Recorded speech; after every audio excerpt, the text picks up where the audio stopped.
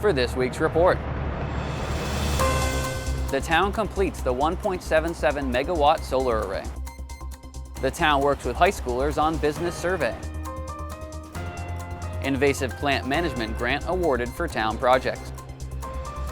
St. Vincent de Paul partners with Lamprey Health with new mobile clinic. The Select Board discusses a final decision on the Drinkwater Road no parking request. And Exeter marks Memorial Day. For Exeter TV, I'm Bob Glowacki, and this is the Exeter Biweekly Report. Let's get started.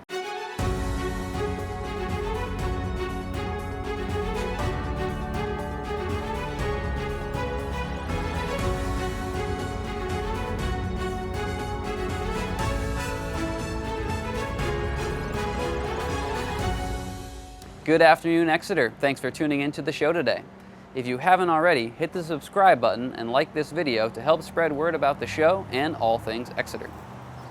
For the first segment, we attended the ribbon-cutting ceremony for Exeter's newly completed solar array at the transfer station to see how Exeter is leading the state with respect to renewable energy. Town staff and volunteers were joined by state representatives and staff from Revision Energy to mark a significant milestone. This is a long journey, as you were saying. Started several years ago with an RFP. I understand that the project took a lot of twists and turns along the way. We had a pandemic, we had supply chain issues, we had some pretty challenging utility interconnection issues. I always feel like anytime you turn on a community scale solar project, it's like a little miracle has happened. With 3,000 solar panels, the array is the largest municipally owned project in the state of New Hampshire, with the potential to offset up to 92% of the electricity usage for municipal buildings in Exeter. So what do you get from this? About 2.3 million kilowatt hours of electricity a year. That amount of energy offsets the greenhouse gas emissions of driving a gas-powered car 214 times around the perimeter of the United States. It offsets more than 1.1 million pounds of coal burned. The final pieces of the town's long-awaited 1.77 megawatt solar array are now in place after 4 years in the making. Originally approved in 2021, the project hit several setbacks, including supply chain issues, increased costs, and COVID. After the passing of the Inflation Reduction Act in Washington, D.C., the project became viable again and was overwhelmingly approved by voters in 2023. Delays aside, building a solar array on a capped landfill provided its own unique challenges. Conventional construction was not possible as crews were not able to disturb the soil, which is holding the trash in the ground. Over the summer of 2024, Revision worked using low-impact machinery to bring equipment out onto the landfill. Project manager for Revision Energy, Bobby O'Brien, explained the unique approach that was needed. And then when we go to build the project, everything's above ground. So we're using ballasted racking systems, so no penetration of the ground, just held down by thousands of pounds of bricks and rocks. It avoids needing to send 6 to 7 foot foundation posts into the ground, which obviously is not possible on these ground mounts. So with this technology, we're able to utilize space that is otherwise non-developable. In May of 2025, the town was able to work with Revision Energy and Unitil to move up the timeline for several final pieces, allowing the array to be completed. With the array set to power on, former Energy Committee Chair for 7 years, Renee Allen, is excited for what's to come and thankful for those who made the project possible. It's really an honor to be able to be involved with this project, and I'd like to thank actually everybody in the town that worked on it, from the taxpayers who voted on it, to the select board who approved us. Just so many people were involved, and I'd especially like to thank Dave Sharples because he was the #1 guy over all the years, the ups and downs of this project through COVID and every other thing, and he was great. With 250 capped landfills across the state of New Hampshire, this project is showing that municipalities can take the lead, turning brownfield sites from liabilities into community assets.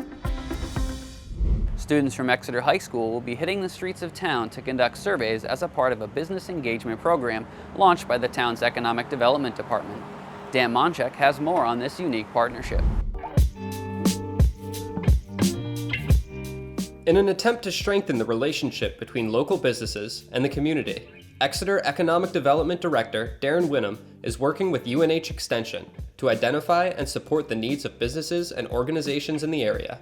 Building on previous business retention and expansion surveys, the Community Business Engagement Program is conducting interviews, hosting focus groups, and surveying local businesses. That helps the town develop better relationships with businesses, understand their needs, and ultimately figure out ways to support the business community in new ways just by listening to them. Now it's time for Exeter High School students to step up to the plate and get involved with the project. What the kids are doing today is they're getting ready to learn how to interview residents of Exeter, just gearing up to find out some information about how we can make Exeter a place of business. Instead of interviewing businesses, we're interviewing people in Exeter. Whether they're residents, whether they're visitors, they're here in the downtown area. We're actually kind of by the farmers market right now. And they're the types of people that are actually shopping at Exeter businesses, using services of businesses in Exeter. So this is a chance to ask them what their experience is. We caught up with one of the students to learn more about what drove her to get involved with this project. I had a study hall with Mr. Mojay last year, and I just started talking to him, and he was like, you should take my class. And so I did, and I just fell in love with it. And on top of that, my dad is also a local business owner, so I've kind of had the business language around me my entire life, and I've known a lot about it my entire life, so getting to put it to an actual use has been really interesting to me.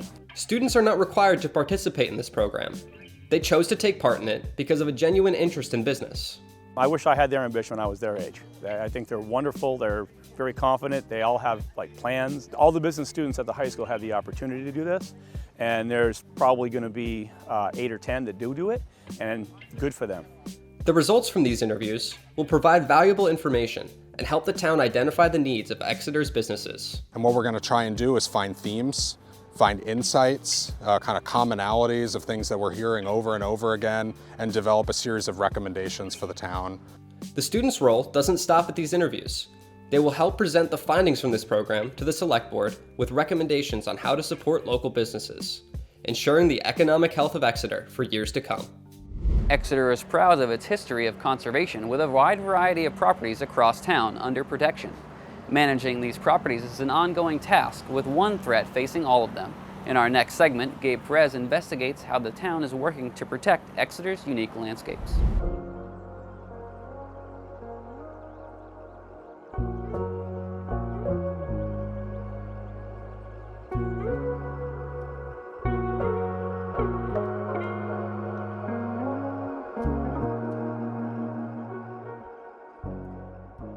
Beyond the busy streets of downtown Exeter, tucked away in their own isolated corners, lie remarkably biodiverse woods.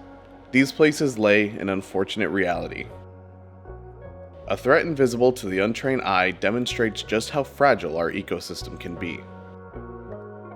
A competition brews to a breaking point every single day. Invasive plants are faster growing, outperforming the competition, and threatens the impact of our own local flora. The town of Exeter secures its own mowing budget, dedicated to keeping these invasive species at bay, allowing true native plants to flourish. But in some instances, that's easier said than done.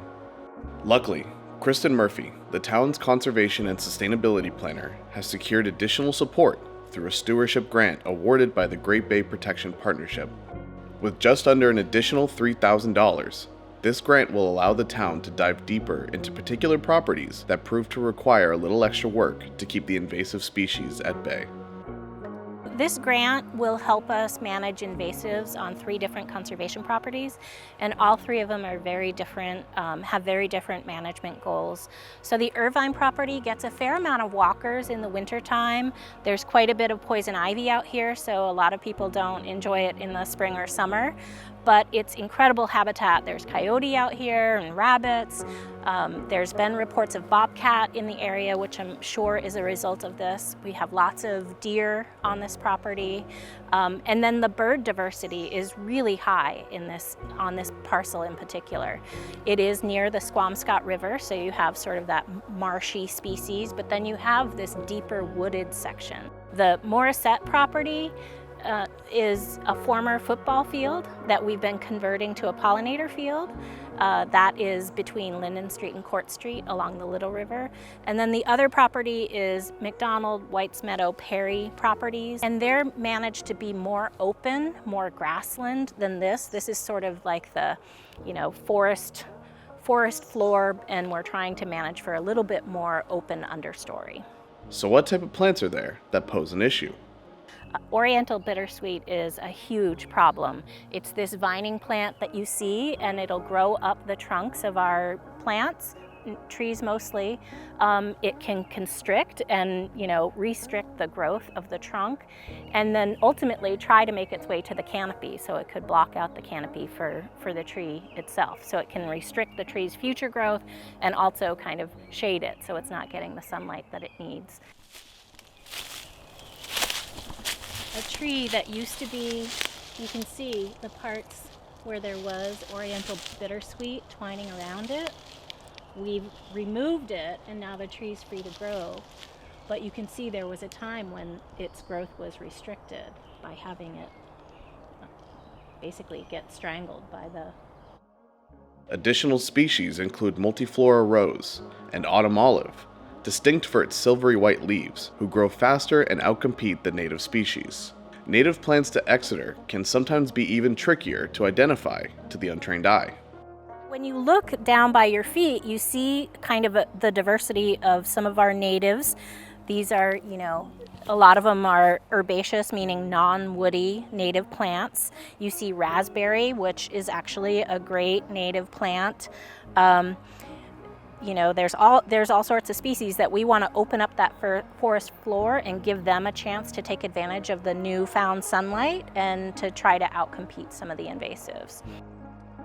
The impact of the work done by Kristen Murphy and the town's conservation efforts helps Exeter manage biodiversity and keep its flora thriving. Grants given to us provide that additional support to push things forward and let our woods grow and thrive under our care. For more information about the town's conservation efforts, you can visit the town website at exeternh.gov/planning-sustainability. The Society of St. Vincent de Paul on Lincoln Street serves the community in many ways. Through a partnership with Lamprey Health, Exeter area residents have another great resource available to them. Society of St. Vincent de Paul has been a staple of the Exeter community for many years now, providing help and assistance to those in the community who need help. A common occurrence found between many of the organization's client base was a need for on-demand healthcare, something in today's environment that can be difficult to come by. Luckily, a partnership was found between SVDP and Lamprey Healthcare. As Executive Director of St. Vincent de Paul, Molly Zarillo explains. So it was a real organic moment that set up Lamprey Healthcare with Society of St. Vincent de Paul Exeter, because they are serving some of the same needs we are in different capacities. But again, to get people that wouldn't seek or have medical treatment here in Exeter, they would be able to receive that. Through our mobile health unit, we are actually bringing health care to people who need it right at a location that's comfortable for them. So we are bringing a host of integrated services here on site. We're able to establish patients and have them receive a primary care provider. They had a need among the individuals that they're seeing. They identified a need for routine health care for them. As soon as we met with St. Vincent de Paul, it was clear that we had very similar values. Both of us were very concerned about meeting patients in a way that's respectful to them and in a way that really puts their needs front and center and reduces barriers. Now, on Fridays at 53 Lincoln Street from 9 a.m. to 12 p.m., the Lamprey medical van has planted itself in the parking lot of St. Vincent de Paul in order to provide walk-up services to all who come looking. I think that the biggest thing that we contribute and what we can do for patients is that we really try and meet them where they're at. We have right now a community health worker that will be on board, a nurse on board, and then a provider. So a lot of heads put together to try and, really help all of the patients with resources. And for a lot of patients, getting to the office sometimes isn't possible. And being in a location like this where, it's walkable, but you can also get here by car or bike, it's a great place to be, and it's in a location that many people can find. So I think it's just trying to serve all different kinds of people and ensure that they can get here and be seen and be taken care of. Our providers go above and beyond at Lamprey, and everyone really does. So it's been a great thing that we've had here at Lamprey. This collaboration will help bring care and assistance to those of Exeter who need it every Friday from 9 a.m. to 12 p.m. And as their website states, no patient will be turned away due to financial restraints. If you're interested in learning more, you can visit Lamprey Health's website at lampreyhealth.org and the page for St. Vincent de Paul at svdpexeter.com. The Select Board met this past Monday to discuss several topics, including an update on the Park Street Bridge closure and the third public hearing on the proposed no parking changes on Drinkwater Road. Here's a short recap from our Meeting Minutes series.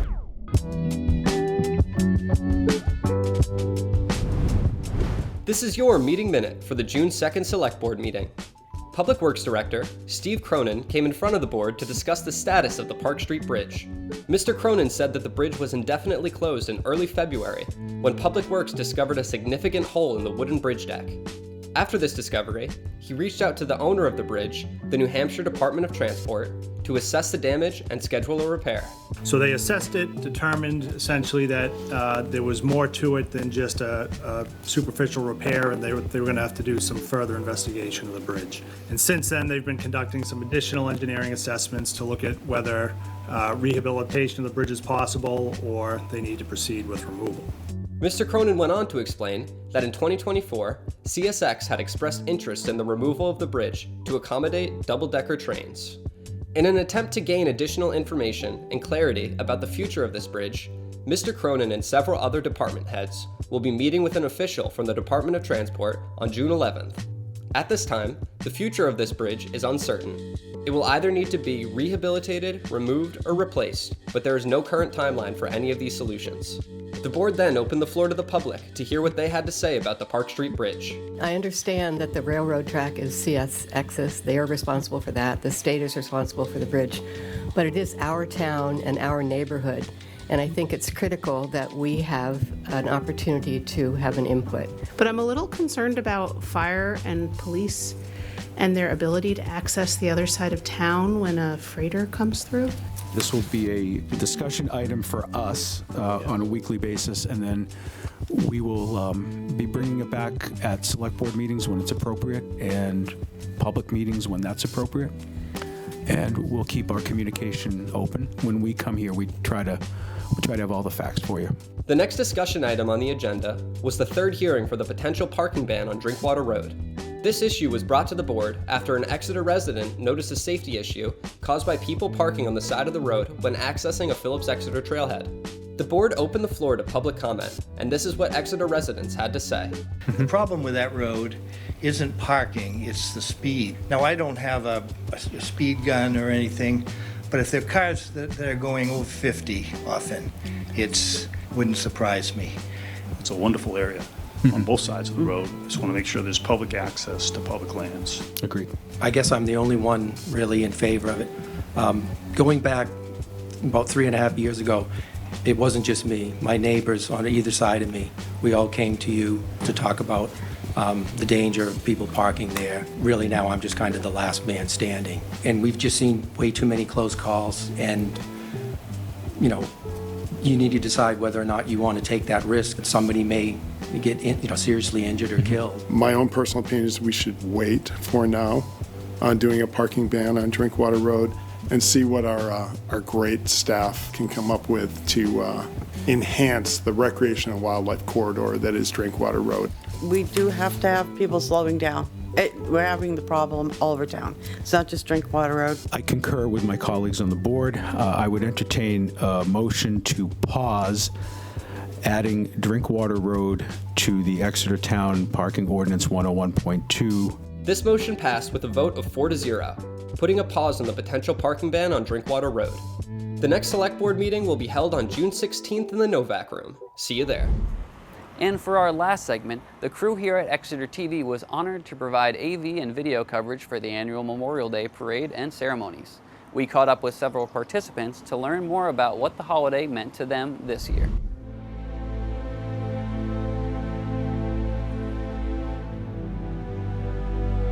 For many years, Exeter has honored those who gave the ultimate sacrifice with a time-honored tradition of parade and ceremonies.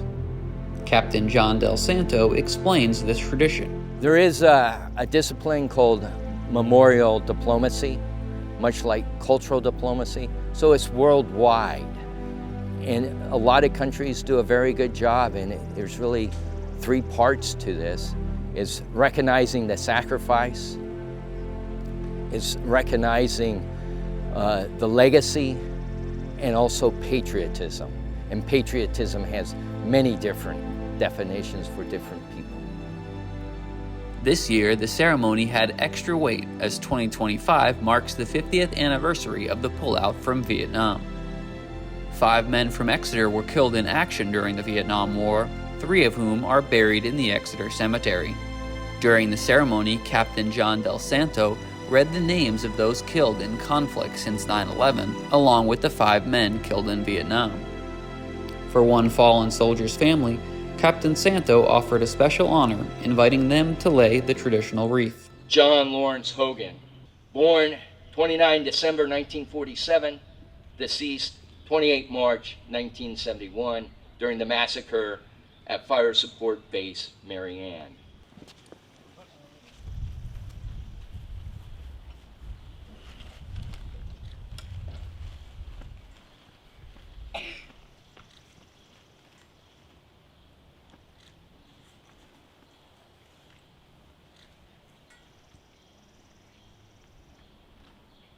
Firing squad, salute the dead.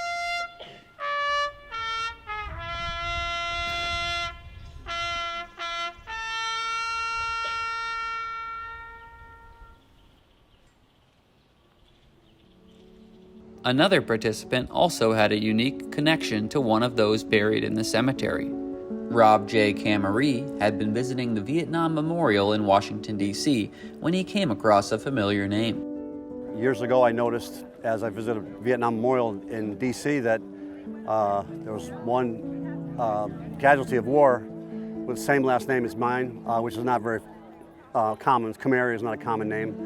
And so I looked it up on the memorial, and come to find out we have the same middle name, same last name obviously, and the same birthday, which was kind of very coincidental, but he's 16 years my senior. After hearing about the connection, Captain John Del Santo invited Robert to attend the event. On the morning of the parade, Robert drove 139 miles not only to attend the ceremony, but to play taps in honor of those who had fallen. And after replying, I said, well, I emailed him right back. I said, I know you have a ceremony all scheduled, but if you need somebody to play taps, I'd be honored to do it. I've done it a few times. I'm not a professional, but it's an honor to do it. It's the least I can do for any of the casualties or any of the veterans, so that's why I'm here. While this Camery is not yet sure if he is related to PFC Paul Joseph Camery, who lies in the Exeter Cemetery, he thinks it's important that the living pay respects, especially on Memorial Day. We can't forget. We can't forget why we have the holiday. We can't forget what the freedoms that we do have. The older I get, the more I appreciate it. I mean, I've had my cookouts on Memorial Day. I've run around, been to the beaches myself. We're not taking the whole day, we're not taking the weekend. It's just maybe an hour of your day, you know, just to remember. Even if you're out of town, there's a parade you can go to, which I did. We've done it in Rhode Island. We visited the parades down there during Memorial Day. So I believe it's important, very important for the young to, you know, don't let it go, don't forget it. If you missed the Memorial Day parade and ceremonies, you can watch our full coverage on Exeter TV. That does it for this week's report. Be sure to like, share, and subscribe to help us spread the word. And head over to the town website and subscribe to the town's email newsletter to get this show and other local news sent straight to your inbox. We'll be back on June 20th for the next edition of the show. For Exeter TV, I'm Bob Glowacki, and this has been the Exeter Biweekly Report. Have a great weekend, Exeter.